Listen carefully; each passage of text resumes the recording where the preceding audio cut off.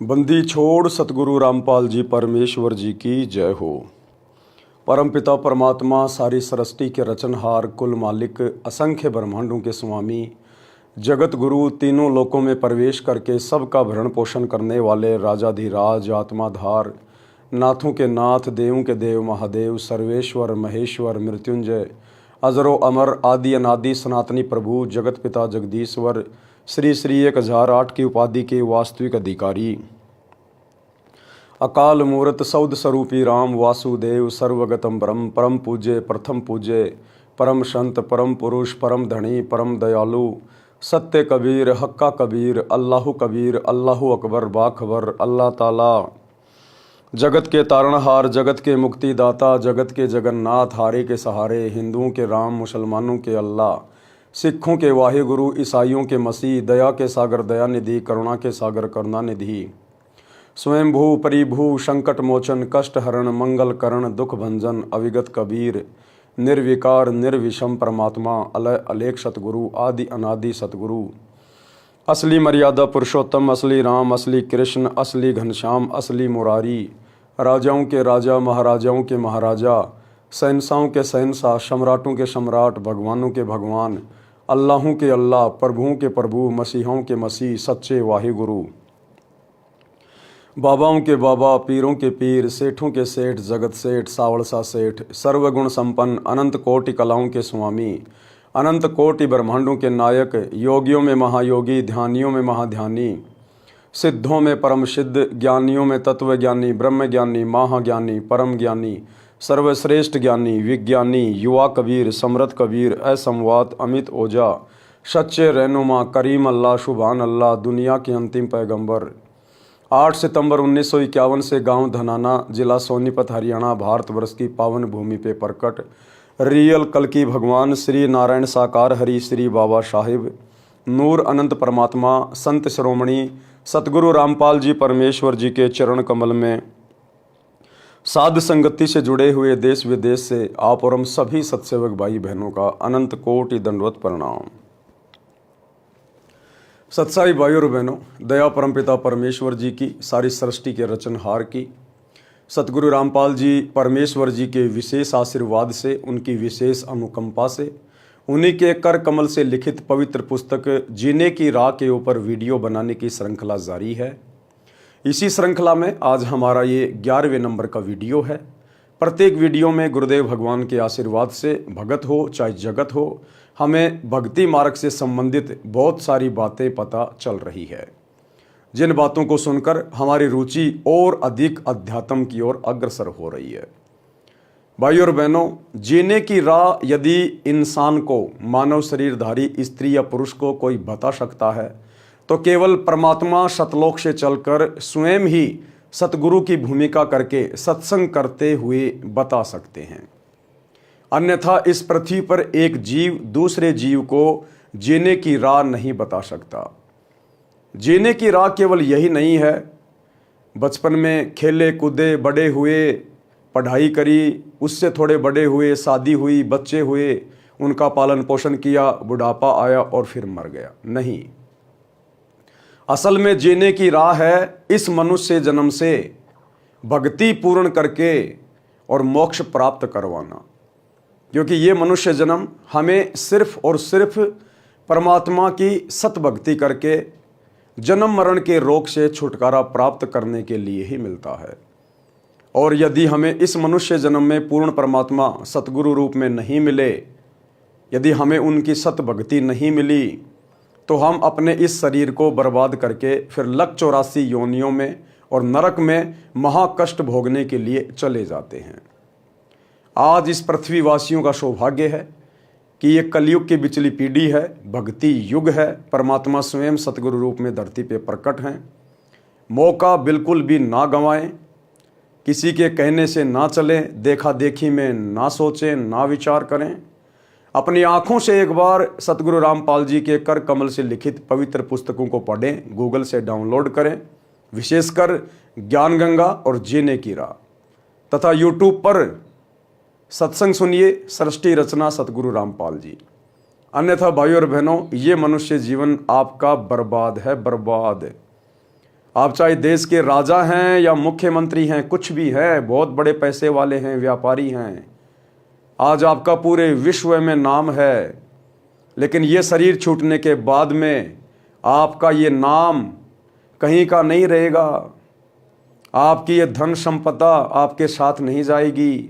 आपका ये शरीर भी 2 मुट्ठी राख बन जाएगा, गधे लौटेंगे उसके ऊपर, गधे।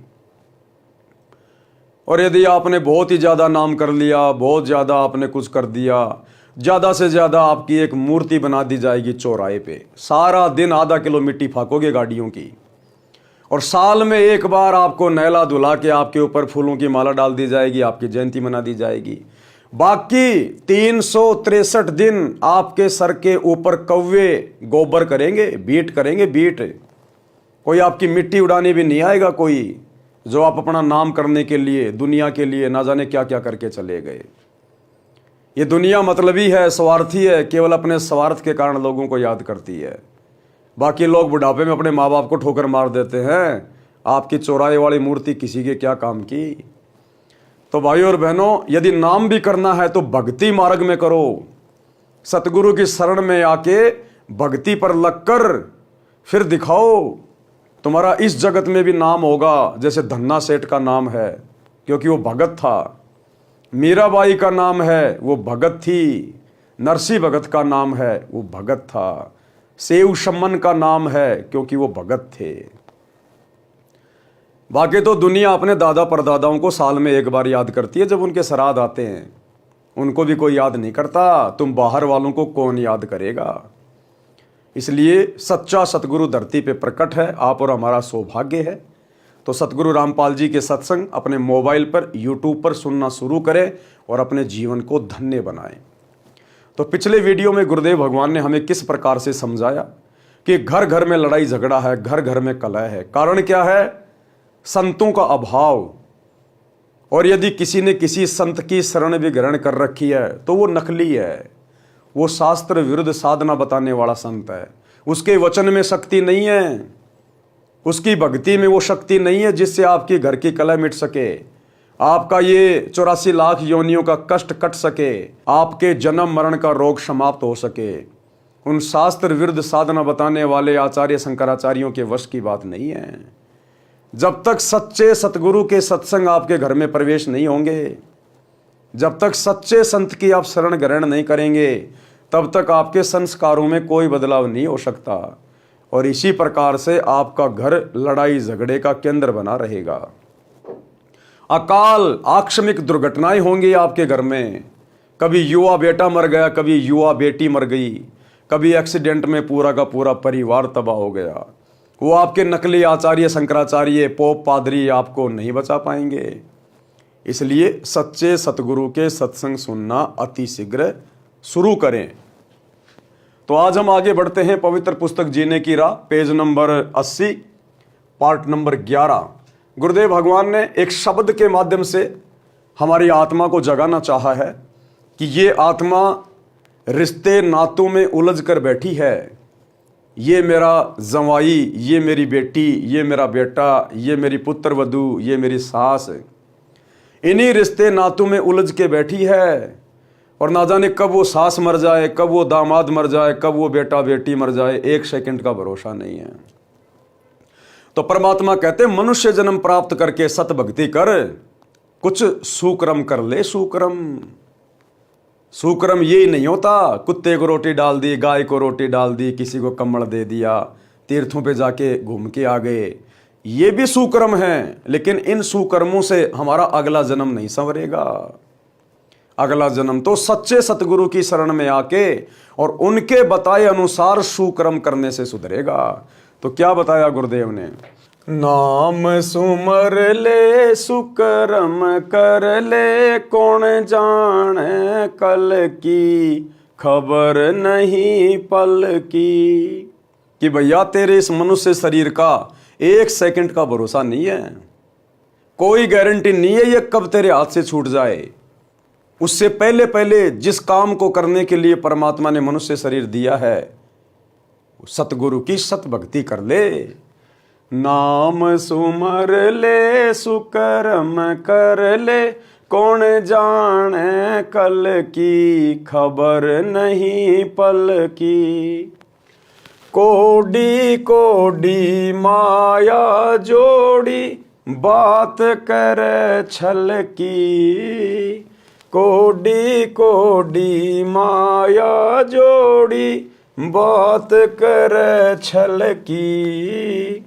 पाप पुण्य की बांधी पोटरिया, कैसे हो हल की, खबर नहीं पल की। कि पूरी जिंदगी सतगुरु की शरण के अभाव में, दुनिया को देखते हुए कंपटीशन के चक्कर में उसका बेटा नौकरी लग गया, उसने ये फैक्ट्री खोल ली, उसने बड़ी बड़ी कोठियां बना ली, बड़ी बड़ी कार ले आया। माता पिता अपने बच्चों को इसी लालच में पढ़ाते हैं कि पढ़ लिख के नौकरी लगेगा, घर में दो पैसे आएंगे, चाहे ईमानदारी से आओ चाहे बेईमानी से आओ। तो कहते हैं आपने जोड़ जोड़ के वो माया तो इकट्ठी कर ली, किसी से छल किया, किसी को वैसे बेचारे को दुखी कर लिया, कोई रिश्वत ले ली, कोई डाके मार लिए। कहते हैं पाप पुण्य की बांधी पोटरिया, ये तो तूने पाप और पुण्य की गठरी बांध ली, ये तो तूने अपना जीवन बर्बाद कर लिया। ये कैसे हो हल्की, अरे बिना सतगुरु की शरण के, बिना सतगुरु की सत भक्ति के, ये पाप और पुण्य की पोटली जो तूने बांध ली है, पूरी जिंदगी दो के चार करके गधे और बैल की तरह कमा के, ये कैसे हल्की होगी अब तेरी। वहां तेरे पाप कर्म तेरे परिवार वाले नहीं बंटवाएंगे, जिनके लिए तू गधे और बैल की तरह पूरी जिंदगी लगा दिन रात है। रिश्वत लेने से बाज नहीं आया, मिलावट करने से बाज नहीं आया, किसी को ठगने से बाज नहीं आया। जब धर्मराज के दरबार में जाएगा तो खाली हाथ जाएगा, ये कमाई तेरी यहीं रह जाएगी। दुनिया ऐश करेगी तेरी कमाई पे, जिस कमाई को जोड़ने के लिए तूने पाप इकट्ठे कर लिए। अब ये पाप तेरे को खुद को भोगने पड़ेंगे धर्मराज के दरबार में। तेरी प्यारी पत्नी, तेरी माँ, तेरे प्यारे प्यारे बेटा बेटी तेरे पाप कर्म नहीं बंटवाएंगे, वहां तेरे हाथ काटे जाएंगे, तुझे गरम तेल के कढ़ाई में तला जाएगा, तेरी आंखें फोड़ी जाएंगी, कीड़ों के कुंड में वहां पर तेरे को डाला जाएगा। अपने पाप प्राणी स्वयं भोगेगा।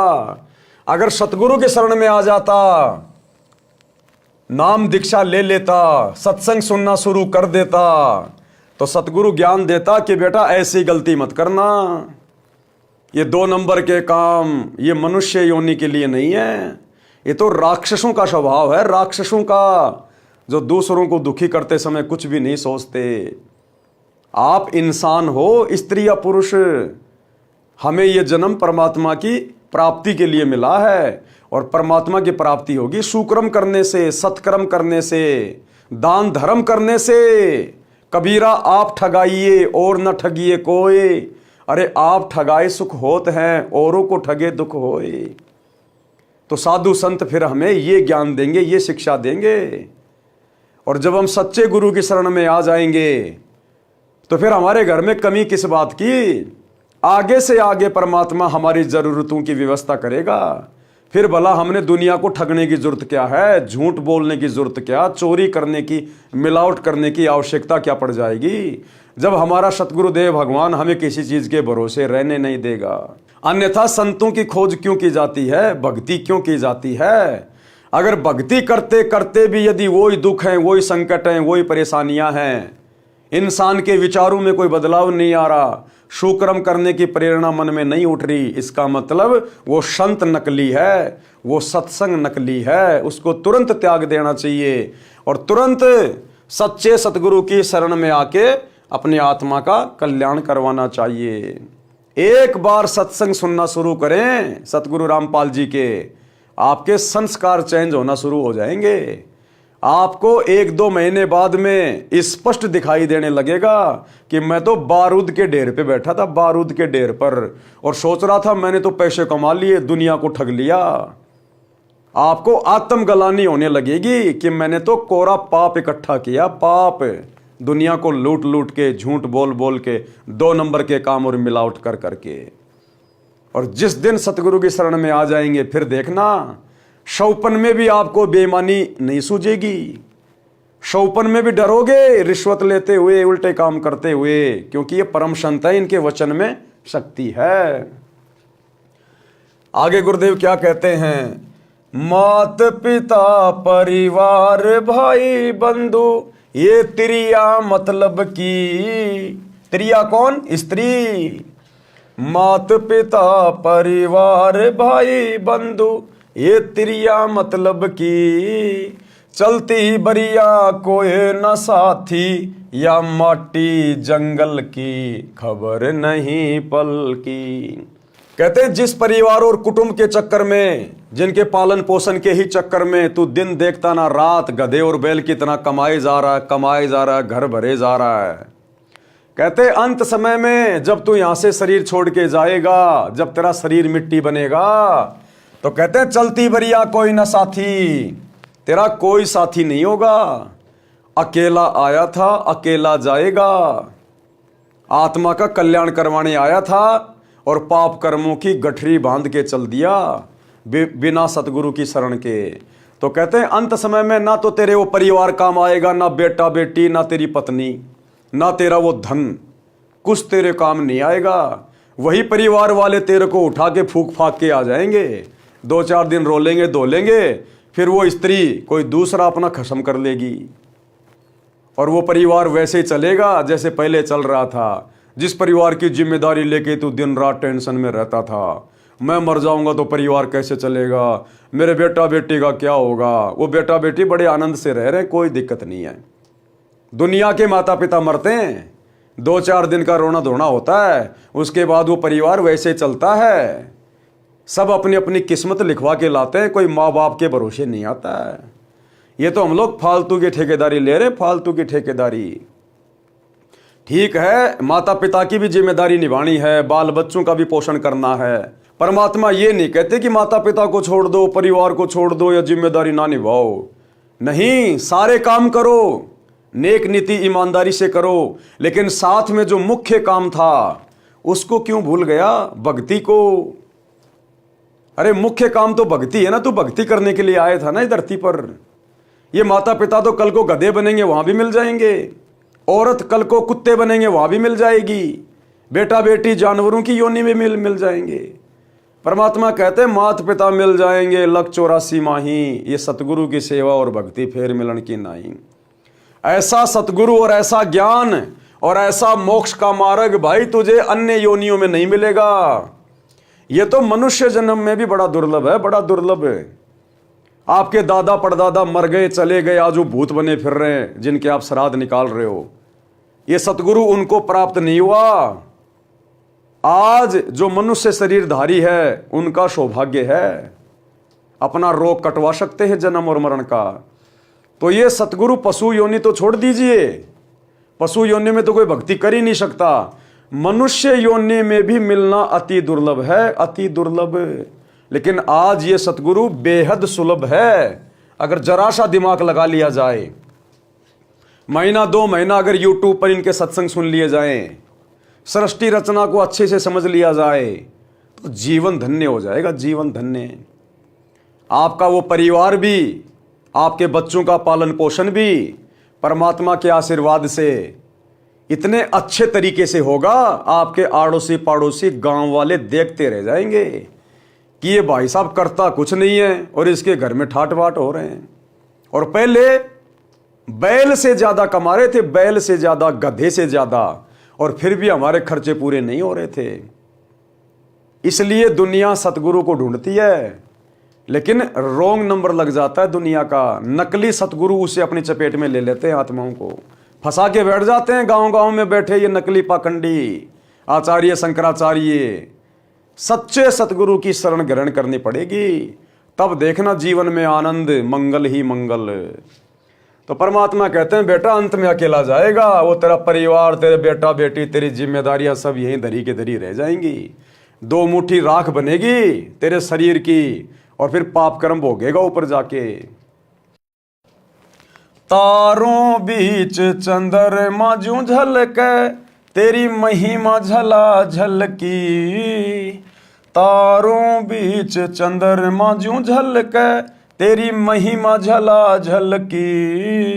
बने कुकरा बिष्टा खावे, अब बात करे बल की खबर नहीं पल की। देखो कितने प्यार से समझा रहे हैं गुरुदेव कि आज कोई प्रधानमंत्री बना है, कोई राष्ट्रपति बना है, कोई बहुत बड़ा उद्योगपति है, कोई पैसे वाला है, कोई मंत्री है, कोई संतरी है। आज उनकी बहुत ज्यादा महिमा है। जहां भी जाते हैं दुनिया ले लेके मोबाइल उनकी फोटो खींचने लग जाती है, सेल्फियां लेने लग जाती है। जहां जाते हैं वहां उनका आदर सम्मान होता है, गले में मालाएं डाली जाती है, तालियां बजाई जाती हैं। परमात्मा कहते हैं बिना सतगुरु की भक्ति के ये तेरी झूठी महिमा बेटा किसी काम नहीं आएगी। आज तो तेरी महिमा ऐसी हो रही है जैसे तारों के बीच में चंद्रमा की होती है। रात्रि में तारों में जैसे चंद्रमा अलग ही दिखाई देता ना, आज इस दुनिया में आम इंसानों में, आम प्राणियों में आज तेरी महिमा ऐसे हो रही है। फलाने देश का राष्ट्रपति, प्रधानमंत्री, मुख्यमंत्री, उद्योगपति, वो क्रिकेटर, वो हीरो, वो हीरोइन, कहते हैं आज तेरी महिमा बड़ी जबरदस्त हो रही है। लेकिन एक सतगुरु की शरण में ना आने से ये महिमा तेरी रहेगी कितने दिन? चलो मान लिया जब तक तेरा शरीर है 60 साल का, 70 साल का, तू मंत्री बन लिया, प्रधानमंत्री बन लिया, दुनिया तेरी फैन हो रही है, तेरी महिमा बन रही है। और जब शरीर छूटेगा तब कहां जाएगा? फिर तेरे ऊपर परमात्मा का नियम लागू होगा, परमात्मा का विधान लागू होगा। सीधा 84 लाख योनियों में तेरे को डाला जाएगा। और 84 लाख योनियों में क्या बनेगा? कुत्ता। क्या खाएगा? टट्टी, गोबर। कहते बने कुकरा बिष्टा खावे। और इब बात करे बल्कि वर्तमान में तो धरती तोल रहा है। सेनाएं तेरे आगे पीछे रहती हैं, बॉडीगार्ड तेरे आगे पीछे चल रहे हैं। तेरे पास रहने की कमी नहीं, खाने की कमी नहीं, एरोप्लेन में यात्राएं कर रहा है, दुनिया तेरी फैन है। और शरीर छूटने के बाद में कुत्ता बनेगा, गोबर खाएगा, टट्टी खाएगा, दुनिया की गाड़ियां खाएगा, कुत्ता कुत्ता। कहते कहां गई वो तेरी महिमा? तू देख नहीं रहा क्या? ये दुनिया भर के कुत्ते, गधे, सुअर, बैल ये क्या खा रहे हैं, कैसे रह रहे हैं, कैसे कैसे कष्ट में अपना जीवन व्यतीत कर रहे हैं? क्यों भाई? अरे जानवरों ने ऐसा क्या बुरा कर दिया जो बेचारे ये इतना कष्ट भोग रहे हैं? आत्मा तो इनके अंदर भी है, सुख दुख इनमें भी है, मोह ममता इनके अंदर भी है। ये इतना दुखी क्यों? और इंसान तू इतना सुखी क्यों? ये वही अफलातून है, ये गधे, कुत्ते, बैल, ऊंट, ये वही राजा, महाराजा, मंत्री, प्रधानमंत्री, वो क्रिकेटर, वो बॉलीवुड वाले, यही है वो जो पूरी जिंदगी अपनी झूठी महिमा करके चले गए। और अंत समय में इनकी ये दुर्गति हो रही है आज, एक सच्चे सतगुरु की भक्ति ग्रहण ना करने के कारण है। क्योंकि सतगुरु के भक्ति के बिना संस्कार नहीं कटते। 84 लाख योनियों का कष्ट नहीं कटेगा, ये चक्कर नहीं कटेगा। और 84 में चक्कर काटने के बाद फिर तेरे को नरक में ठोका जाएगा। नरक में गरुड़ पुराण पढ़ लेना, नरक क्या होता है। तो कहते हैं संसार की झूठी महिमा है, 4 दिन की झूठी महिमा। आगे की सोच आगे की, नाम सुमर ले, शुक्रम कर ले, कौन जाने कल की, खबर नहीं एक पल की। आगे क्या कहते हैं परमात्मा? ये संसार रहन का सुपना, जैसे ओश बूंद जल की, सत्य नाम बिना सब साधना, गार्या दल दल की, खबर नहीं पल की। ये दुनिया, ये संसार, कहते हैं ये तो एक रात्रि के सपने के जैसी है। जैसे हम लोगों को रात्रि में सौपन आता है, हम सेठ बन जाते हैं, राजा बने हैं, दिल्ली बंबई में घूम रहे हैं, हवाई जहाज में घूम रहे हैं, बड़े बड़े होटलों में खा रहे हैं। और जैसे सुबह सपना समाप्त होता है, आंखें खुलती हैं, कुछ भी तो नहीं, ना दिल्ली ना बंबई, वही टूटी चारपाई पे पड़ा है, वहीं अपने बेड पे पड़ा है। कहां गई वो जहां घूम रहा था तू रात को सौपन में, राजा महाराजा बन के, सेठ बन के? परमात्मा कहते हैं वो रात्रि का सपना घंटे 2 घंटे का। अरे ये जीवन भी तो एक सपना है, ये थोड़ा सा लंबा है। ये किसी का 30 साल का, किसी का 40 साल का, जिसकी जितनी उम्र है वो केवल सपने में जी रहा, सपने में, क्योंकि परमानेंट नहीं है। तेरे दादा परदादा देख ले, तेरी पीढ़ियां देख ले, कोई 60 साल जिया, कोई 70 साल, कोई 80 साल, कोई 100 साल। तू कितने दिन जिएगा? जाना तो तेरे को भी पड़ेगा। जैसे उनके सपने टूट गए ऐसे तेरे भी टूटेंगे। जिस दिन तेरी मौत आएगी उस दिन तेरा ये सपना टूट जाएगा। फिर तू हकीकत में खड़ा मिलेगा धर्मराज के दरबार में नंगा होके अपना अकाउंट करवाने के लिए। और धर्मराज तो एक ही बात कहेगा, ला भैया भक्ति, अरे भक्ति ला, भक्ति धन, कबीरा सब जग निर्धना, धनवंता ना कोई, और धनवंता सो जानिए जिसके पास राम नाम धन होए। तू कहेगा जी मैंने तो भक्ति करी नहीं, मुझे तो पता ही नहीं था। नहीं पता तो चल नरक में, चल गधा कुत्ता सुअर की योनियों में। कितना समझा के भेजा था तेरे को, वहां पर तेरी पूरी फिल्म चला दी जाएगी असंख्य जन्मों की, कि देख हाथ जोड़ रहा था, ये भगवान एक बार मनुष्य जन्म दे दे, ये परमात्मा अब की बार तेरी भक्ति करूंगा और कुछ नहीं करूंगा, कोई फालतू काम नहीं करूंगा।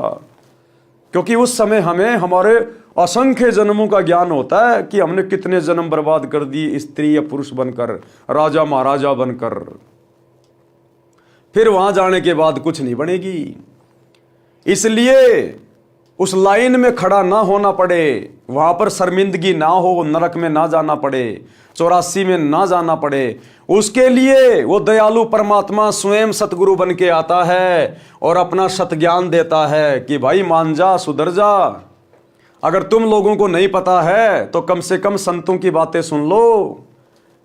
संतों को आगे पीछे सब कुछ पता होता है, क्योंकि संत त्रिकालदर्शी होते हैं, उनकी दिव्य दृष्टि काम करती है, उन्हें तुम्हारे भविष्य का पता है, आगे पीछे का। इसलिए संत धरती पर आकर निस्वार्थ भाव से परमार्थ के लिए प्रचार करते हैं। संतों को किसी से क्या मतलब है। लेकिन सच्चा सतगुरु केवल एक समय में पूरे विश्व में एक ही होता है, और आज केवल सतगुरु रामपाल जी हैं। तो परमात्मा कह रहे हैं भैया उस समय तेरे साथ में ये बनेगी, ये संसार रैन का सपना यानी रात के सौपन जैसा है। जिस दिन मौत हो जाएगी ये शरीर भी तेरे साथ नहीं जाएगा, कोई इसको जमीन में गाड़ेगा, कोई इसको आग के हवाले करेगा। वो तेरे बेटा बेटी, परिवार, धन संपत्ति, खेत खलियान, तेरे फार्म हाउस, तेरे यार दोस्त, तेरी कार कोठी, तेरा वो पद, तेरे वो फैन, तेरे वो फॉलोवर, सब यही के धरे रह जाएंगे। अकेला जाएगा, तेरे साथ कोई नहीं जाएगा। फिर किसके सहारे रहेगा? फिर तुझे कौन बचाएगा? वहां तेरी कोई महिमा नहीं करेगा, वहां तो भगत की महिमा होती है, भगत की। धर्मराज भी अगर कांपता है तो भक्ति के सामने कांपता है। यहां चाहे देश का राजा बन के चला जा और भक्ति करी नहीं, वहां पर कान पकड़ के उठक बैठक निकलवाई जाती है। वहां नहीं चलती है प्रधानमंत्री, ये राष्ट्रपति वाली दादागिरी, प्रधानमंत्री वाली ये पावर वहां नहीं चलती, वहां तो भक्ति चलती है, भक्ति। तो परमात्मा कहते हैं सतनाम बिन सवै साधना गार्या दलदल की। सतनाम यानी सच्चे नाम की साधना के बिना और जितनी भी साधना है ये तो गार्या है, गार्या दलदल की। जैसे दलदल का जो कीचड़ होता है उसमें जितने हाथ पैर मारोगे उतना ही नीचे जाओगे, नीचे। तो इसी प्रकार शास्त्र विरुद्ध साधना चाहे कितनी कर लो, कितनी कावड़ ले आओ, कितनी पैदल यात्रा कर लो, कितने भंडारे कर लो, कितने कम्बल बांट लो, कितने मंदिर मस्जिद चर्च गुरुद्वारों में धोख लगा लो, तुम तो दलदल वाली गार्या में धस रहे हो। अंत में दुर्गति निश्चित है। और सतनाम की साधना केवल सतगुरु रामपाल जी के पास है, बाकी दुनिया में किसी के पास नहीं है। इसलिए समझदार को समय रहते संत रामपाल जी के सत्संग सुनना शुरू कर देना चाहिए। अंत समय जब चले अकेला आंसू नैन ढलकी, अंत समय जब चले अकेला तेरे आंसू नैन ढलकी, कहे कबीर शरण गह मेरी हो रक्षा जल थल की, खबर नहीं पल की। परमात्मा कह रहे अंत समय में जब तू चलेगा ना यहां से अकेला, तेरी आंखों से आंसू निकलेंगे, रोएगा तू, पछताएगा उस समय कि हे परमात्मा मैंने क्या किया। मैं तो खाली आया था और खाली जा रहा हूं। मैं तो जिस चीज को जोड़ने में पूरी जिंदगी लगा रहा, मेरे साथ तो कुछ भी नहीं आया। वो मेरा परिवार, मेरी संपत्ति सब नीचे धरी की धरी रह गई। मैं तो भक्ति करने आया था, भक्ति का तो मैंने खाता भी नहीं खोला, और ये तो दुर्गति हो गई मेरी, दुर्गति। तो मालिक कहते अंत समय में जो भक्तिहीन प्राणी होता है वो रोता हुआ जाएगा, यम के दूत उसके मुख दर मारते हुए लेके जाएंगे, नंगे पैर पकड़ के उसकी कॉलर, उसकी गर्दन। और कहते हैं कहे कबीर शरण गए मेरी, कबीर परमात्मा कहते हैं जब मैं सतगुरु रूप में धरती पे आता हूं, मेरी शरण में तो आके देख एक बार, यम के दूत तेरे निकट भी नहीं आएंगे। हो रक्षा जल थल की, जब तक जिएगा तब तक भी तेरी मैं रक्षा करूंगा, तेरे ऊपर कोई आंच नहीं आने दूंगा। और मरने के बाद तो परमात्मा शब्द रूप में साथ रहेगा, धर्मराज भी हाथ जोड़ेगा, आओ भगत जी, आओ भगत जी। और बाकी प्रधानमंत्री का भी कान पकड़ के आगे ठोकर मारेगा, निकल यहां से, नालायक, गया था भक्ति करने, लग गया राजपाट करने में, कोरे पाप कमा के ले आया।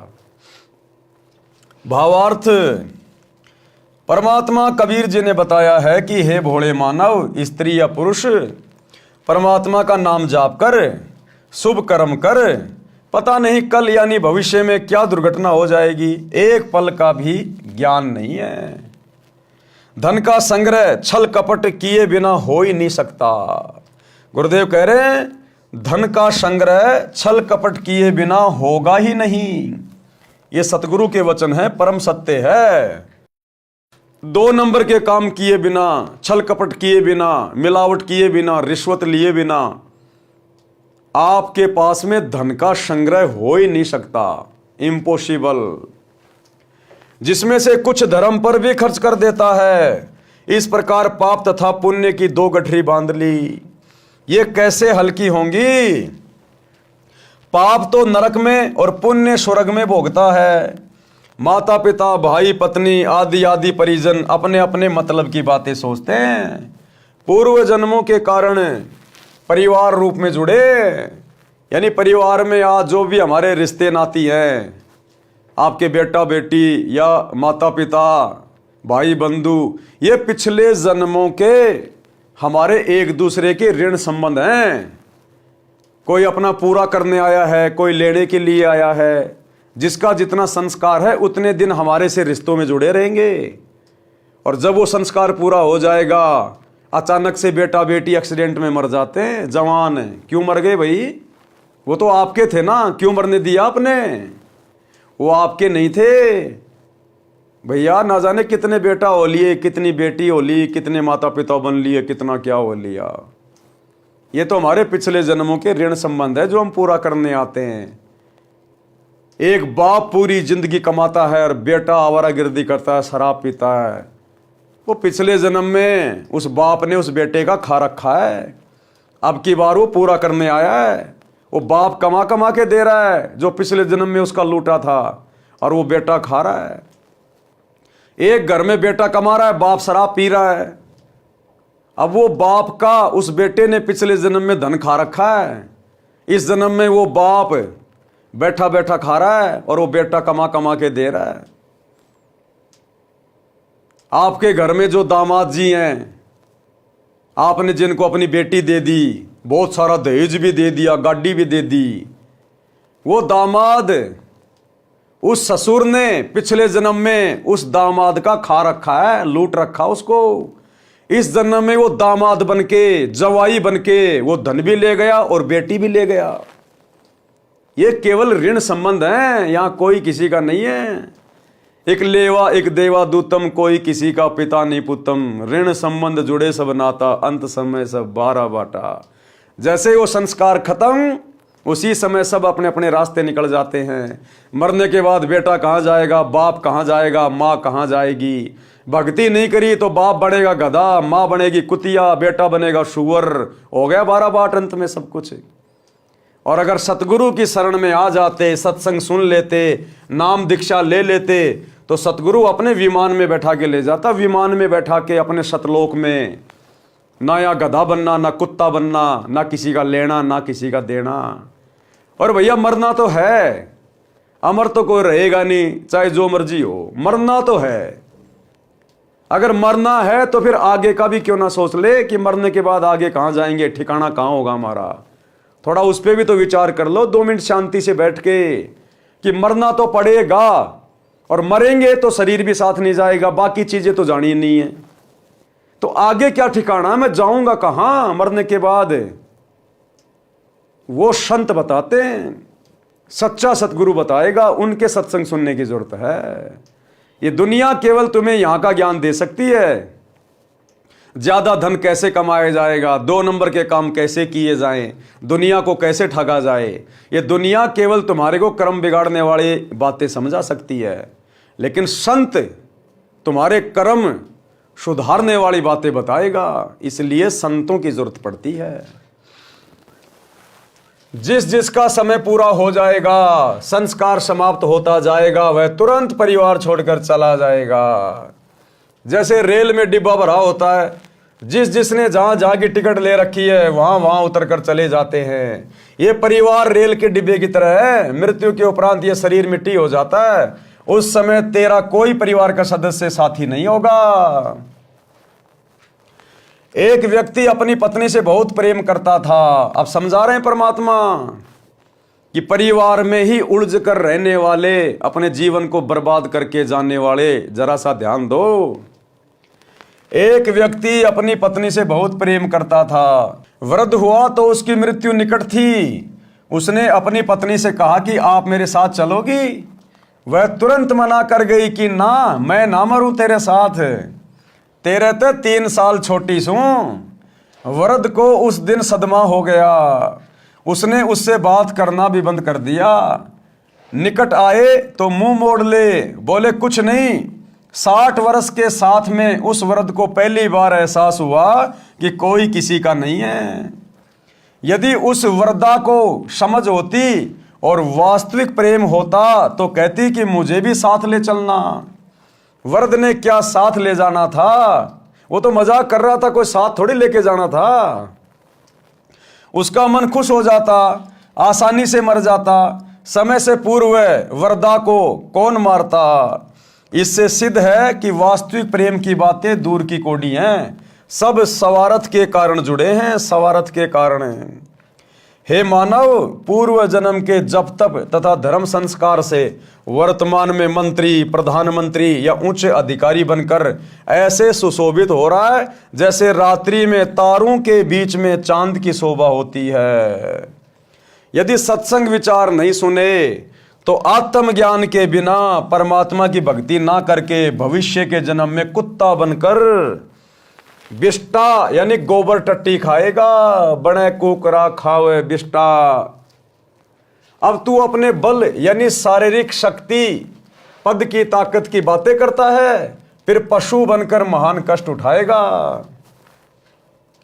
नर से फिर तू पशुआ कीजे, गद्दा बैल बनाई। मरने के बाद क्या होगा? भक्तिहीन प्राणी का नर यानी इंसान से फिर तू पशु बनेगा, गधा कुत्ता सुअर बनेगा, बैल बनेगा, ऊंट बनेगा। तेरे नाक में नाथ डाली जाएगी, फोड़ फोड़ के खेत में जोता जाएगा। नर से फिर तू पशुआ कीजिए, गद्दा बैल बनाई। और ये 56 भोग कहाँ मन बोरे, कुरड़ी चरने जाई। आज छोटा मोटा कोई अधिकारी बन के, कोई पद पोस्ट प्राप्त करके और अपनी ताकत का जो अहंकार करता है ना, बेवजह लोगों को परेशान करता है। कहते हैं बिना भक्ति के अगले जन्म में ऊंट बनेगा, बैल बनेगा। तेरे नाक को फोड़ के नाथ डाली जाएगी, रस्सा डाला जाएगा और यू खींच खींच के चलाया जाएगा तेरे को, खींच खींच के। बिना सतगुरु की भक्ति के कितनी बड़ी आफत मोल ले रहा है। शब्दार्थ, जो मनुष्य स्त्री या पुरुष सत्य भक्ति शास्त्र अनुसार गुरु से दीक्षा लेकर नहीं करता, वह मृत्यु के पश्चात पशु जीवन प्राप्त करता है। वह गधे या बैल के शरीर प्राप्त करता है। मानव शरीर में स्वादिष्ट भोजन खाता था। गधा बनने के पश्चात अच्छा खाना भी नहीं मिलता। गधे का शरीर धारण करके जंगल में कूड़े के ढेर में गंदा भोजन व घास खाता है। इसलिए भक्ति करो। आज तो लक्स के साबुन से नहा रहा है, बड़े बड़े महंगे महंगे खुशबूदार शैम्पू लगा रहा है, सेंट लगा रहा है? जरा सी कोई गंदगी लग जाए तो शर्ट को उतार के नई ले लेता है। और एक भक्ति ना करने से अगले जन्म में गधा बन के राख के ऊपर लौटेगा, राख के ऊपर। जिंदगी में कोई तुझे एक बार भी नहीं नहलाएगा, एक बार भी। ये दुर्गति होगी फिर इस इंसान की। ये 4 दिन की महिमा, उसके बाद कष्ट ही कष्ट। हे मानव, संसार में तेरा जीवन ऐसे है जैसे सुबह ओस के जल की बूंदें घास पर चमक रही होती हैं, जो कुछ समय में समाप्त हो जाती हैं। इसलिए पूर्ण सतगुरु से सतनाम की यानी सच्चे नाम जाप मंत्र लेकर भक्ति करके जीव का कल्याण करा ले। सच्चे शास्त्र अनुकूल भक्ति मंत्र के अतिरिक्त सब शास्त्र विरुद्ध साधना तो दलदल की गारा के समान है, निकालने की बजाय दुगना फंसाती है। वह साधना परमेश्वर कबीर जी के पास थी तथा कुछ संतों को भी परमेश्वर कबीर जी ने बताई थी, परंतु उनको अन्य को बताने को मना किया था। वर्तमान में सन 1997 से मुझदास रामपाल दास के पास है। मेरे अतिरिक्त वर्तमान में किसी भी संत व गुरु के पास शास्त्र प्रमाणित भक्ति मंत्र नहीं है। ये दावा वर्तमान में सतगुरु रामपाल जी के अलावा कोई भी आचार्य शंकराचार्य नहीं कर सकता कि पूरे विश्व में मेरे अलावा और किसी के पास में शास्त्र अनुकूल मोक्ष प्राप्त करवाने वाली साधना नहीं है। कोई भी आचार्य शंकराचार्य दावा नहीं कर सकता। ये क्या दावा करेंगे? देश में 4 शंकराचार्य एक एक वेद को लेके बैठे, इनको तो वेदों का ज्ञान भी पूर्ण नहीं है। एक एक वेद को लेके बैठे, एक एक वेद को। और कभी इनके यूट्यूब पे इनके वीडियो देखना, गाय के पीछे पड़े हुए, गाय के पीछे, गाय को माता बना दो, गाय को माता बना दो। अरे गाय माता बन गई तो तेरा क्या भला हो जाएगा? और क्या माता बनने से उस गाय का भला हो जाएगा? उस गाय को क्या पता तू माता बन गई, तू देश का राष्ट्रीय पशु बन गई, उस गाय को क्या पता? वो तो पशु योनि है, जैसे सुअर वैसे गाय। और गाय को माता बना दो, गाय को माता बना दो, ये है शंकराचार्यों का ज्ञान है। अरे कोई मनुष्य को शिक्षा दे, मनुष्य जन्म का उद्धार कैसे हो। नहीं तो ये शंकराचार्य और उनके फॉलोअर अगले जन्म में गाय बन के घूमेंगे, बैल बन के घूमेंगे। ये हाल है भाई और बहनों इन संतों का। इसलिए सतगुरु रामपाल जी के अलावा पूरे विश्व में वर्तमान में ये शास्त्र अनुकूल साधना और किसी के पास नहीं है। आओ दीक्षा लो और अपना तथा अपने परिवार का जीवन सफल बनाओ। यदि आप जी ने मेरे यानी रामपाल दास के अतिरिक्त किसी अन्य पंथ के संत या गुरु से दीक्षा ले ली तो वही बात होगी कि आसमान से गिरे और खजूर में अटके। अब ये सत्संग सुन के, ये ज्ञान सुनकर, ये पुस्तकें पढ़कर यदि आपने कहीं और से दीक्षा ले ली, किसी और नकली काल के दूत के जाके फंस गए तो आसमान से गिरे और खजूर में अटके, वहीं की वहीं रह जाओगे, वहीं की वहीं। घर के रहोगे ना घाट के। मैं लेखक पहले गांव-गांव में सत्संग करता था, यानी सन 1994 से सन 1993 से सतगुरु रामपाल जी जब तक ये करोथा का आश्रम नहीं बना था 1999 में, तब तक गांव-गांव जाकर आदरणीय गरीबदास जी के ग्रंथ साहिब का पाठ करते थे और 3 दिन का सत्संग किया करते थे। मेरा सत्संग सुनते जो आत्मा को हिलाकर रख देता है, मेरे से नाम दीक्षा नहीं लेते, अन्य संतों से दीक्षा लेते थे, वहां से कोई लाभ नहीं हुआ। कई वर्ष भटककर मेरे से दीक्षा ली तो सुखी हुए। बता रहे हैं परमात्मा पहले ही कि जब शुरुआत में मैं सत्संग करता था तो सत्संग तो मेरा सुन लेते थे और दीक्षा किसी आड़ोसी पाड़ोसी के कहने से राधा स्वामी में ले ली, जय गुरुदेव में ले ली, निरंकारी में ले ली। और 10-5 साल वहां भटकने के बाद जब उनकी दुर्गति होती है ढंग से, तब आते वापस रो पीट के कि महाराज जी गलती हो गई। फिर महाराज जी से दीक्षा लेते और कुछ ही समय में परमात्मा घर में वो सुख दे देते जो वहां 10-10 साल से धक्के खाने के बाद भी उनको देखने को भी नहीं मिलते थे। उपरोक्त सत्संग वचनों से निष्कर्ष निकलता है कि यदि सत्संग के विचार सुनने को मिल जाएं तो घर स्वर्ग बन जाता है, उसके बिना नरक सा जीवन जीना पड़ता है। इस प्रकार विश्व उद्धार संभव है। सब प्यार प्रेम से जीवन यापन करके मोक्ष प्राप्त कर सकते हैं, ये अति अनिवार्य है। यानी भक्ति करना इस मनुष्य जीवन के लिए अति अनिवार्य है। इस मनुष्य जीवन का दूसरा कोई कर्म नहीं है। बाकी आपके प्रारब्ध में पहले से लिखा हुआ है, कब आपकी शादी होगी, कब आपका बेटा होगा, कब आपकी मौत होगी, कब आपके माँ बाप मरेंगे, क्या आप काम धंधा करेंगे, सब कुछ आपके भाग्य में पहले से फिक्स होता है। इसलिए सच्चे सतगुरु की शरण में आकर शत भक्ति करके अपने जीव का कल्याण करवाना, 84 लाख योनियों और नरक से छुटकारा प्राप्त करना, एकमात्र यही मनुष्य जन्म प्राप्त करने का मुख्य मकसद होता है। और ये मकसद केवल यहां से सफल होगा, दूसरा चाहे ब्रह्मा विष्णु महेश की गोद में जाके बैठ जाना, कुछ नहीं मिलेगा।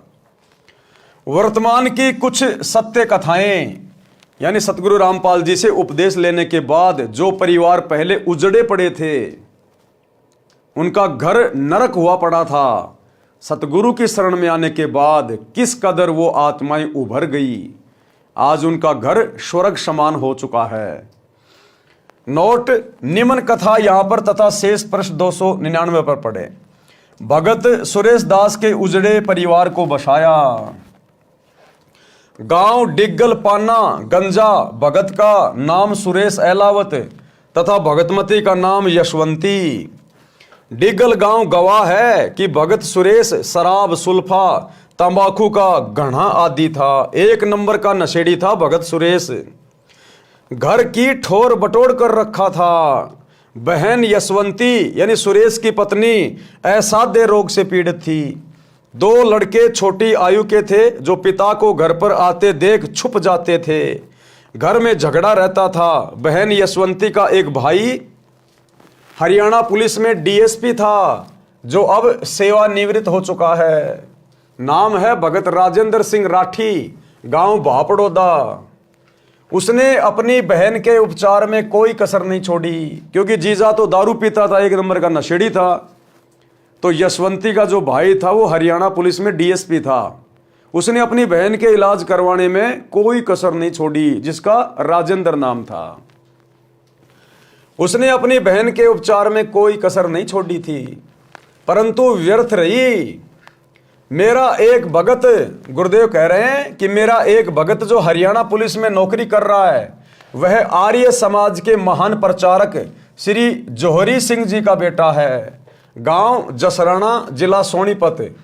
इसके साथ मेरा छोटा भाई महेंद्र भी हरियाणा पुलिस में नौकरी करता था, जिसको सन 2016 में रिटायर होना था, परंतु परमार्थी मिशन के उद्देश्यों को समझकर सन 2005 में रिटायरमेंट लेकर मेरे साथ हाथ बटा रहा है।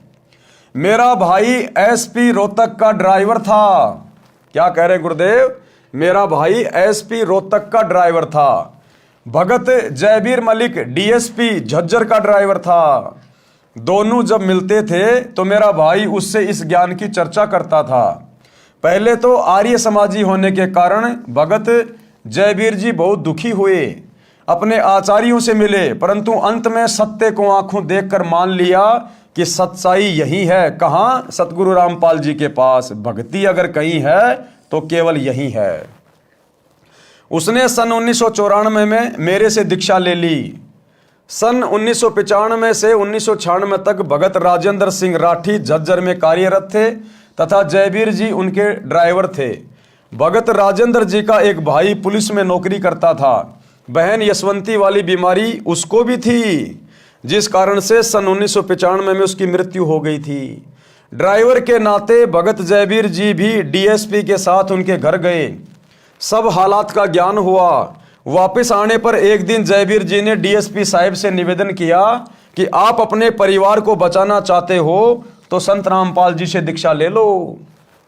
पहले तो नहीं माना, परंतु ट्रायल करने के लिए अपनी बहन यशवंती को अपने छोटे भाई सुखबीर के साथ दीक्षा दिलाने के लिए भेजा।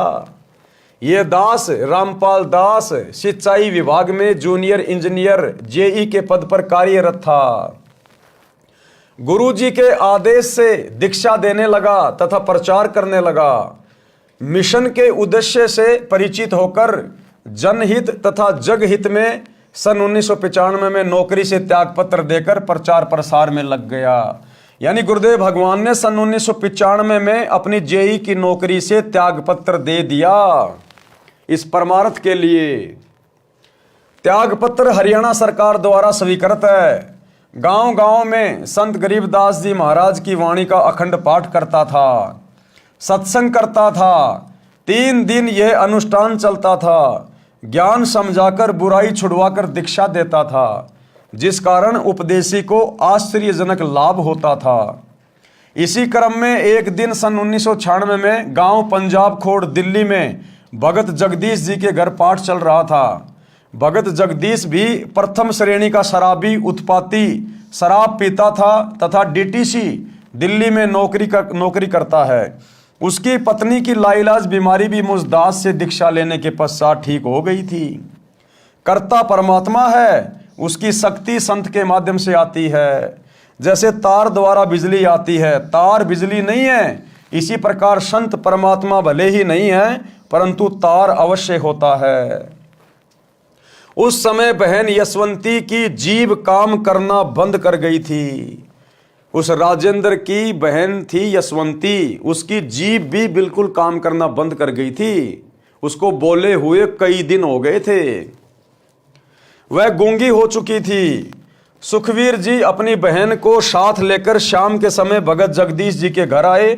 मेरे को सब समस्या बताई। वे दोनों भाई बहन रात्रि में सत्संग सुनकर वहीं रुक गए।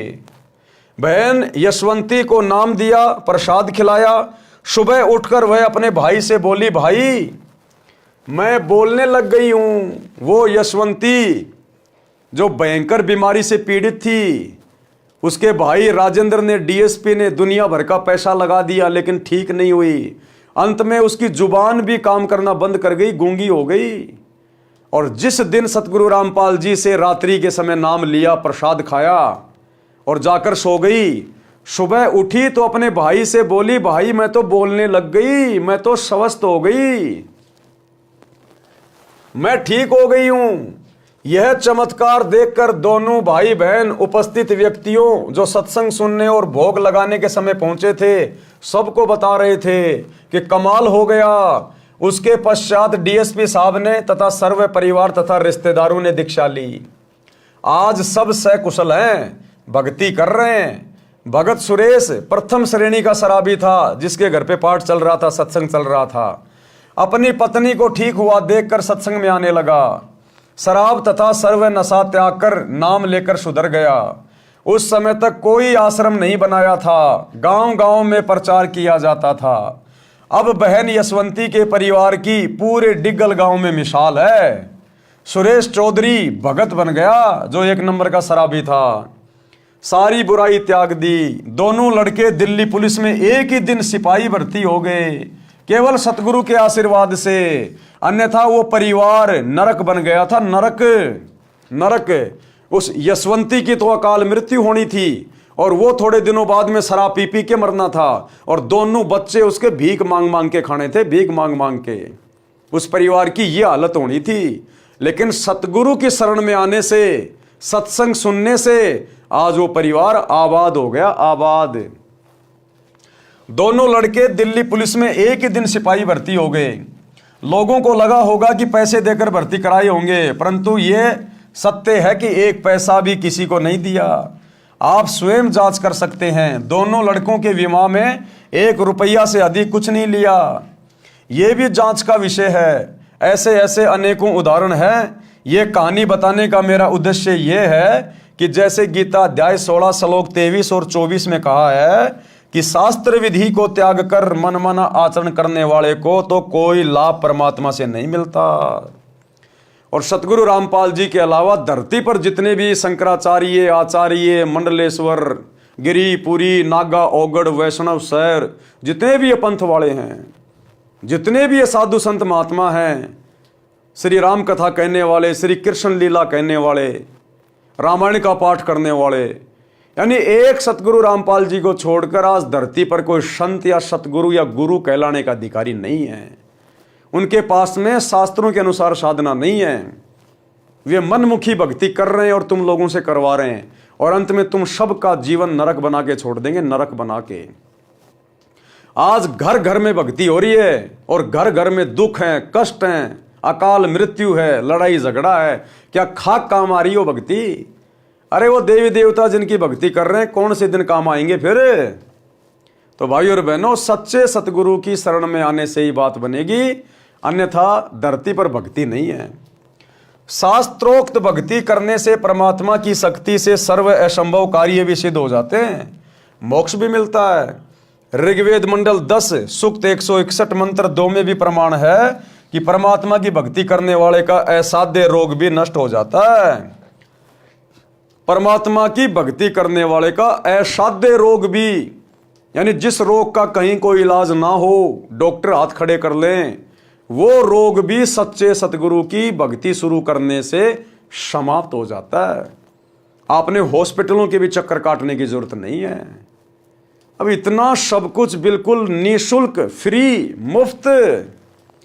लेकिन भैया आ वही पाएगा सतगुरु की शरण में जिसके पिछले जन्म के संस्कार मजबूत हैं।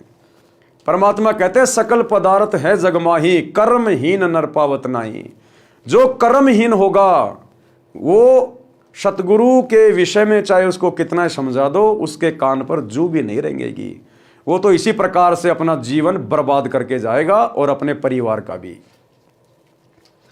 यदि रोगी मौत के निकट भी पहुंच गया हो तो सत्य भक्ति करने वाले को स्वस्थ करके परमात्मा 100% यानी 100 साल की आयु प्रदान कर देता है।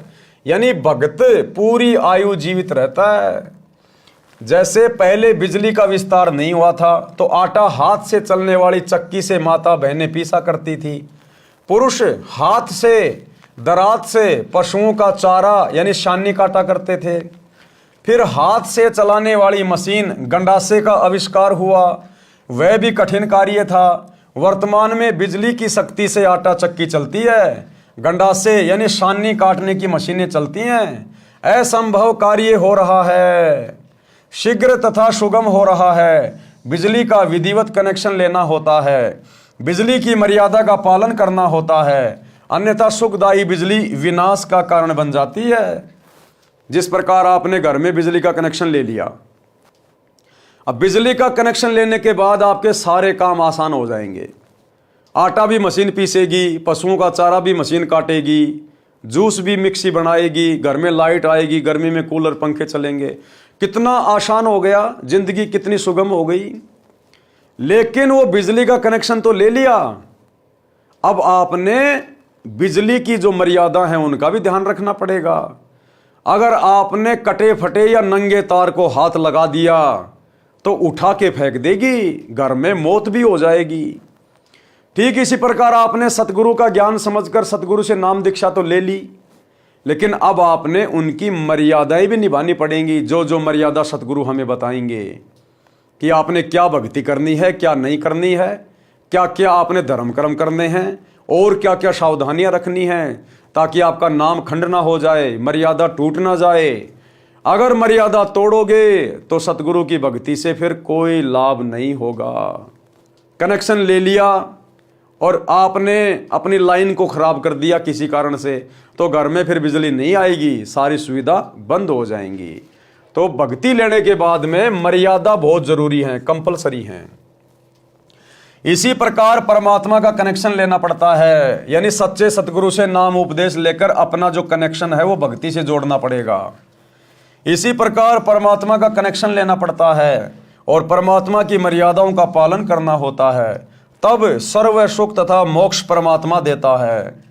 मर्यादा भंग होने से परमात्मा की शक्ति आनी बंद हो जाती है, सर्व सुविधाएं मिलनी बंद हो जाती हैं। डिग्गल गांव के व्यक्ति उन झूठे आचार्यों की बात को सत्य मानकर करोथा आश्रम में जाने वाले अपने गांव वालों को रोकते थे।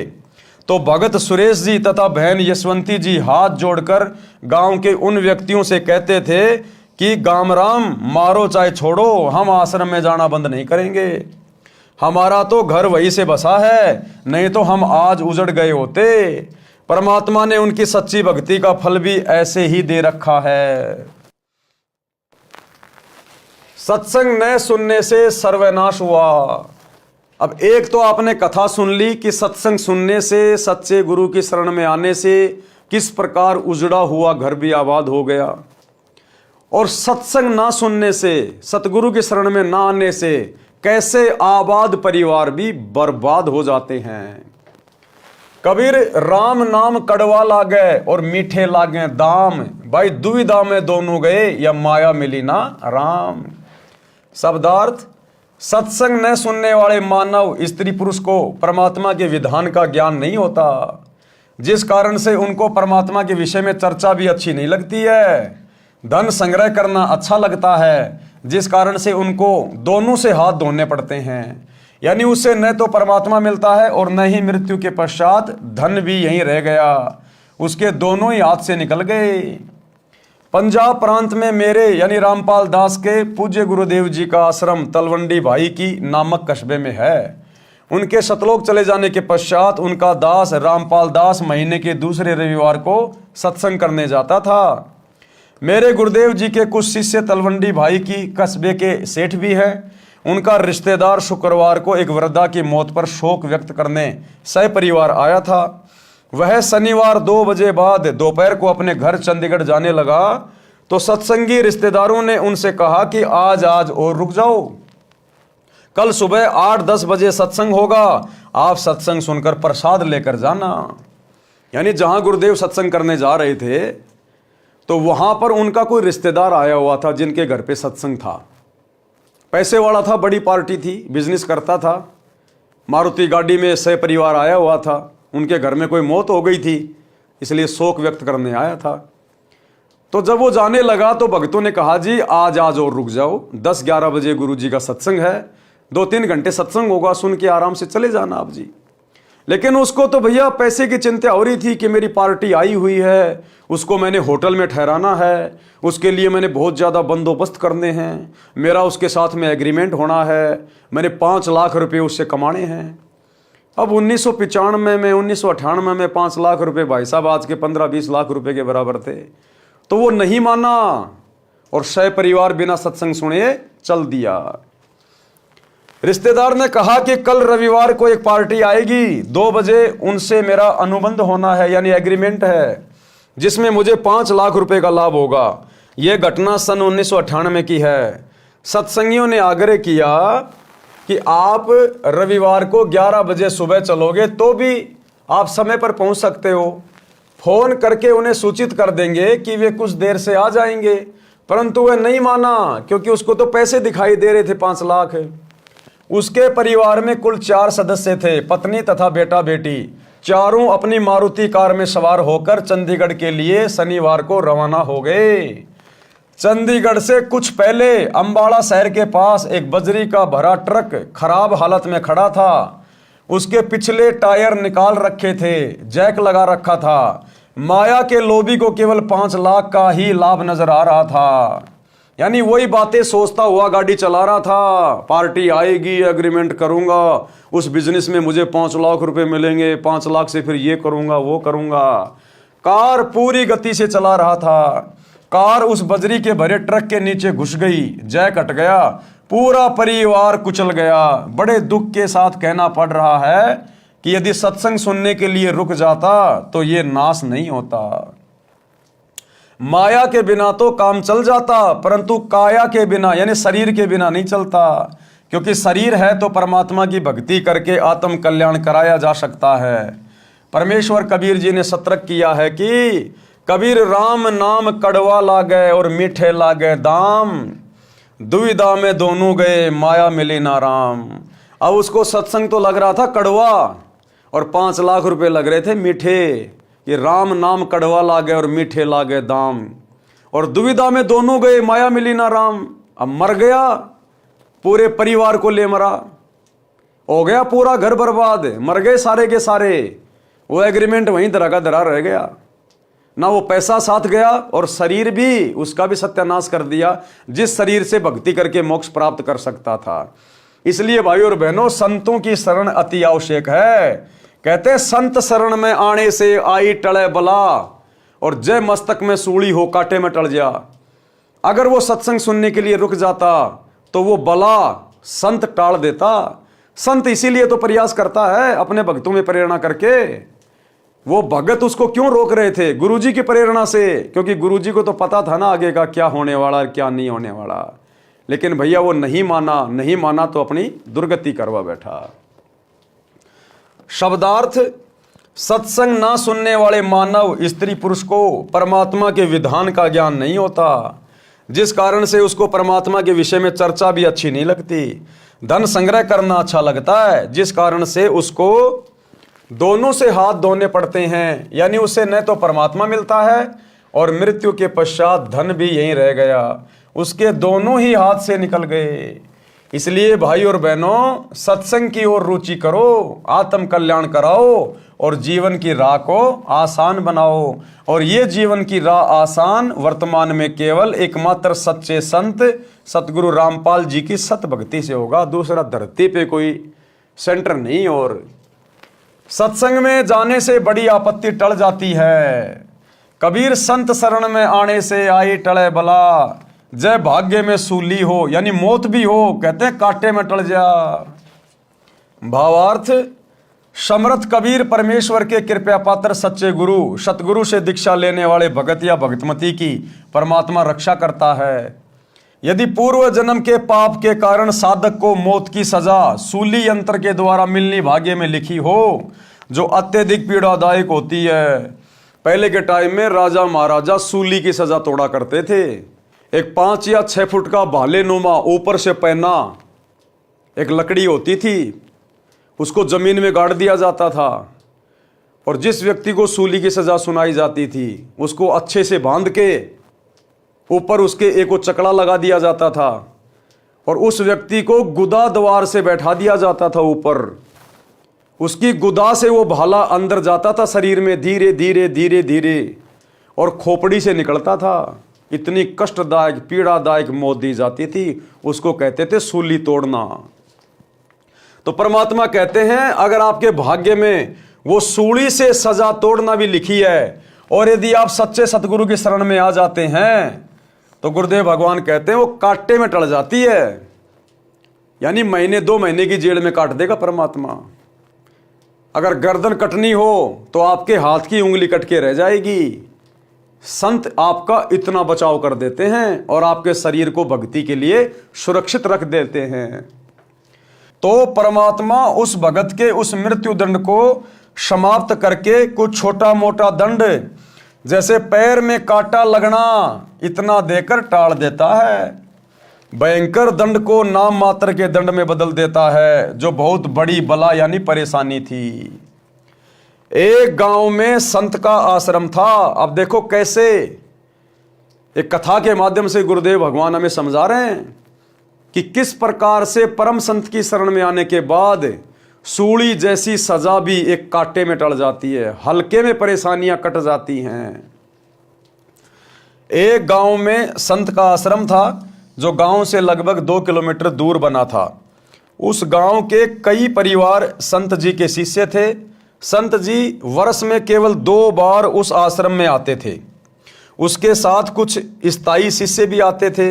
वह संत अपनी मंडली के साथ प्रत्येक बार 2 महीने उस आश्रम में रहता, फिर अन्य आश्रम में जाता था। संत जी अपने कार्यक्रम के अनुसार 2 महीने के लिए आया हुआ था। उस गांव के भक्तों ने भोजन की व्यवस्था अपने अपने घरों से कर रखी थी। एक परिवार एक दिन का भोजन आश्रम वालों को घर से बनाकर लाकर खिलाता था। प्रत्येक भगत की इच्छा रहती थी कि अपने गुरुजी को उत्तम भोजन, खीर व सब्जी रोटी खिलाएं। एक परिवार का भोजन का दिन था। उस दिन दूध खराब हो गया। जिस दिन एक बहन का भोजन का नंबर था गुरुजी को भोजन खिलाने का, उस दिन उसकी भैंस का दूध खराब हो गया। तो अब वो दूध मांगने के लिए अपने किसी पड़ोसन के पास गई। उस दिन दूध खराब हो गया। उस माई का नाम कस्तूरी था। उसी के पड़ोस में एक परिवार था जिसमें केवल 2 माँ बेटे थे।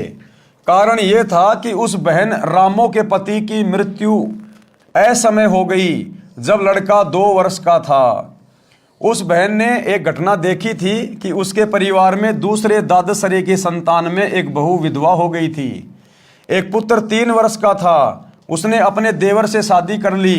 देवर भी शादीशुदा यानी मैरिड था। देवर से भी उसको एक पुत्र प्राप्त हो गया। देवर देवरानी उससे मजदूर के समान बर्ताव करते थे। रूखा सूखा जूठा टुकड़ा पहले बेटे तथा माता को देते थे, जिस कारण से लड़के ने बड़ा होने पर आत्महत्या करनी पड़ी। वह भी पागल होकर कहीं चली गई। सब देवर जेठ बुरे नहीं होते। इस घटना को याद करके उस रामो बहन ने जेठ देवर से विवाह नहीं किया, लत्ता नहीं ओढ़ा, अपने बेटे करमपाल को पाला पोसा, मेहनत मजदूरी की। कुछ जमीन भी थी उसी में मेहनत करके गाय भैंस को पालती थी, अपने बेटे को अच्छा घी दूध खिलाती पिलाती थी, विचार करती थी कि बेटा शीघ्र जवान हो जाएगा, इसका विवाह करूंगी, ये अपने कार्य को संभाल लेगा, मैं सुख का जीवन जीऊंगी। परंतु सत्संग बिना ज्ञान नहीं, ज्ञान सतगुरु देता है, और भक्ति बिना जीव सुखी नहीं हो सकता, चाहे कितना ही धनी क्यों ना हो, चाहे कोई कितना ही धनी क्यों ना हो, भक्ति बिना 2 टके का भी सुख नहीं है। आज आप प्रधानमंत्री से मिल लीजिए, राष्ट्रपति से मिल लीजिए, किसी बड़े उद्योगपति से मिल लीजिए, यदि आप 5-7 दिन उनके साथ रह के देखेंगे, आपको मौका मिल जाए कभी उनके पास में रहने का, उनके घर पे, आपको उनसे ज्यादा महादुखी व्यक्ति दुनिया में कोई दूसरा दिखाई नहीं देगा। 24 घंटे उनको चैन नहीं, नींद भी पूरी नहीं लेते। आज वहां मीटिंग है, आज वहां जाना है, आज वहां नुकसान हो गया, उस फैक्ट्री में ये हो गया, वहां काम चल रहा था 2 मजदूर बन गए, पुलिस आई हुई है। रातों को गोलियां खा खा के सोते हैं, शराब पी पी के। जरा सा सुख नहीं है, जरा सा चैन नहीं है। बस केवल हमें दिखाई देते हैं कि ये तो एरोप्लेन में घूम रहा है, महंगी महंगी गाड़ियां ला रखी हैं, बड़ी बड़ी कोठियां बना रखी हैं। उनके अंदर सुख शांति 1 पैसे की भी नहीं है, 1 पैसे की भी। सिर पर पिता का साया नहीं था, बेटा मां के लाड से बिगड़ता ही है। मां का स्वभाव अपने संतान को सर्व संभव सुख देना होता है। कहावत है कि रांड का बेटा तथा रंडवे की बेटी बिगड़ती ही है।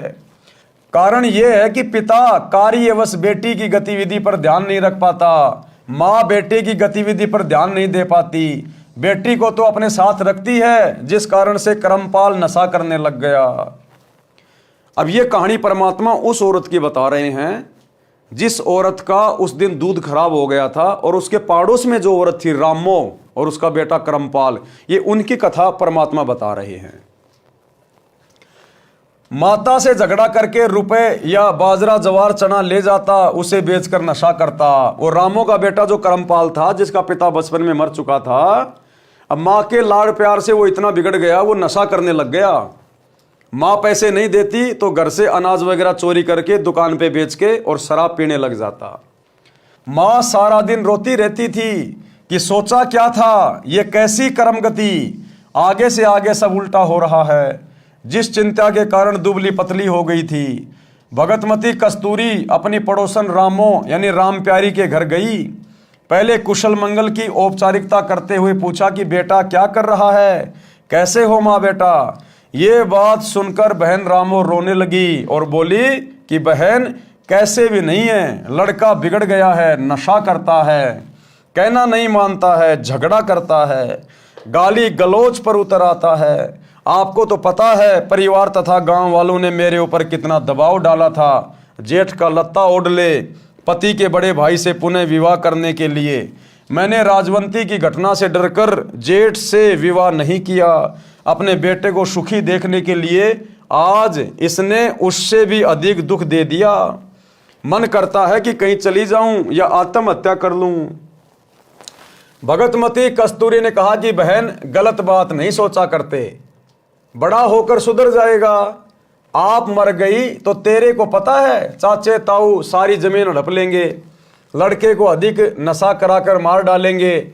ऐसा विचार न कर, एक काम करो, मेरे साथ सत्संग में चला करो। यहाँ अकेली के मन में ऐसे विचार आते रहेंगे, सूख कर काटा हो गई हो। रामो बोली ना बहन ना, मेरे को तो नगर के लोग वैसे ही शक की नजर से देखते हैं। कोई व्यक्ति किसी कार्यवश घर आ जाता है तो छतों पर चढ़कर एक आंख से देखते हैं। आपके तो सिर पर धनी पति है, मैं सत्संग में चली गई तो जीना आराम कर देंगे, मुझे मरना ही पड़ेगा। बहन यूं बता आज सुबह सुबह कैसे आना हुआ। और रामो ने कहा कि बहन आज सुबह सुबह कैसे आना हुआ। कस्तूरी ने कहा कि बहन आपको तो पता ही है कि हमारे गुरुजी आश्रम में ठहरे हैं, आज भोजन कराने की बारी मेरी है। बहन खीर बनानी थी, दूध खराब हो गया, कुछ दूध उधार दे दे, कल लौटा दूंगी। यह बात सुनकर बहन रामो में करंट सा आ गया और दूध निकालकर बाल्टी खूंटी से लटका रखी थी, उठकर सारा का सारा दूध कस्तूरी की बाल्टी में डाल दिया। कस्तूरी ने कहा कि बहन कुछ तो रख ले। रामो बोली, बहन ना जाने कौन से जन्म का पुण्य उदय हुआ है, मुझ निर्भाग का दूध पुण्य में लगेगा। बस बहन ले जा, संतों भक्तों को भोजन करा। कस्तूरी बहन आश्चर्यचकित थी कि सारा का सारा दूध तो मैं सत्संगी होते हुए भी नहीं दे सकती थी, किलो 2 किलो तो रखती। बहन रामो को तो सत्संग की प्रेरणा की आवश्यकता है कि ये तो अच्छी आत्मा है, बहुत दयालु आत्मा है, इसको तो सत्संग के बारे में कभी फुर्सत में समझाना पड़ेगा, बताना पड़ेगा।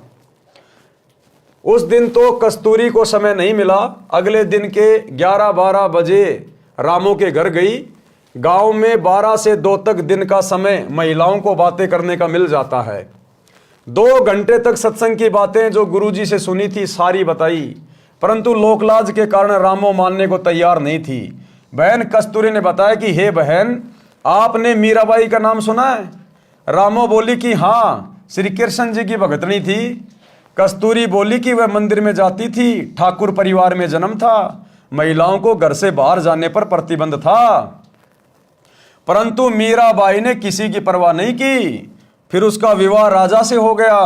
राणा जी धार्मिक विचार के थे, उसने मीरा को मंदिरों में जाने से नहीं रोका, परंतु लोक चर्चा से बचने के लिए मीरा जी के साथ 3-4 महिला नौकरानी भेजने लगा, जिस कारण से सब ठीक चलता रहा। कुछ वर्ष पश्चात मीरा जी के पति की मृत्यु हो गई। देवर राजगद्दी पर बैठ गया। उसने कुल के लोगों के कहने से मीरा को मंदिर में जाने से मना किया, परंतु मीराबाई जी नहीं मानी, जिस कारण से राजा ने मीरा को मारने का षड्यंत्र रचा। विचार किया कि ऐसी युक्ति बनाई जाए कि यह भी मर जाए और बदनामी भी न हो। राजा ने विचार किया कि इसे कैसे मारें। राजा ने कहा कि सपेरे एक ऐसा सर्प ला दे कि डिब्बे को खोलते ही खोलने वाले को डंक मारे और व्यक्ति मर जाए। ऐसा ही किया गया। राणा जी ने अपने लड़के का जन्मदिन मनाया। उसमें रिश्तेदारों तथा अन्य गणमान्य व्यक्ति आमंत्रित किए। राजा ने मीरा जी की बांदी यानी नौकरानी से कहा कि ले, यह बेशकीमती हार है, मेरे बेटे का जन्मदिन है, दूर दूर से रिश्तेदार आए हैं, मीरा को कह दे कि सुंदर कपड़े पहनकर इस हार को गले में पहन ले, नहीं तो रिश्तेदार कहेंगे कि अपनी भाभी जी को अच्छी तरह नहीं रखता, मेरी इज्जत बेइज्जती का सवाल है। अब उस डब्बे के अंदर उसने वो जहरीला सर्प पैक करवा के भेजा था मीरा को मारने के लिए कि आज अगर ये सांप इसको डस गया और ये मर गई तो मेरे ऊपर कोई शक नहीं करेगा, सब कह देंगे भैया हम भी वहीं थे और उसको तो सांप ने डस लिया।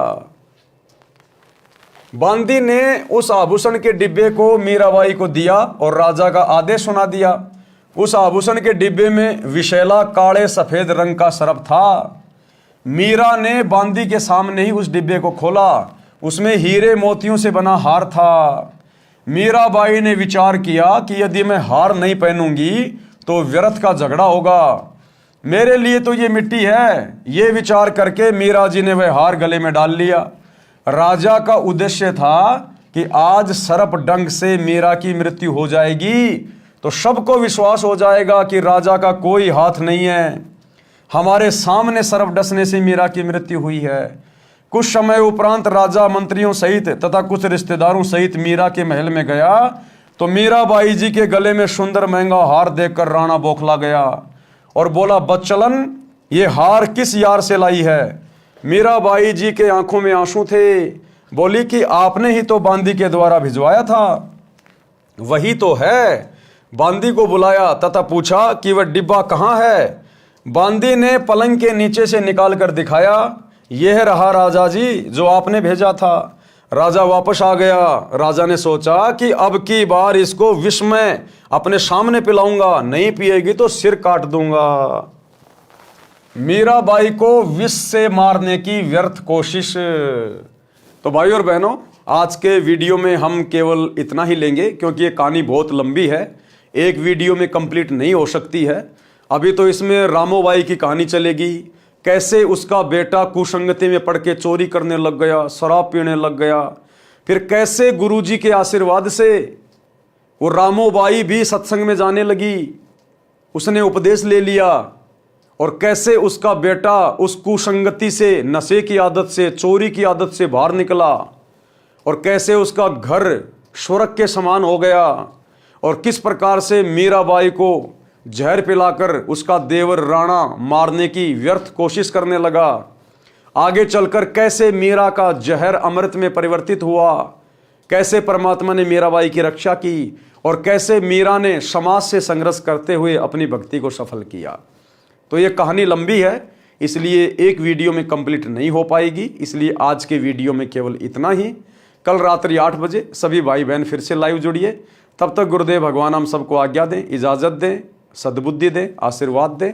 बंदी छोड़ सतगुरु रामपाल जी भगवान की जय हो। भाई जो गुरु बचन पे डट के, कट गए फंद 84 के, कट गए फंद 84 के, कट गए फंद 84 के।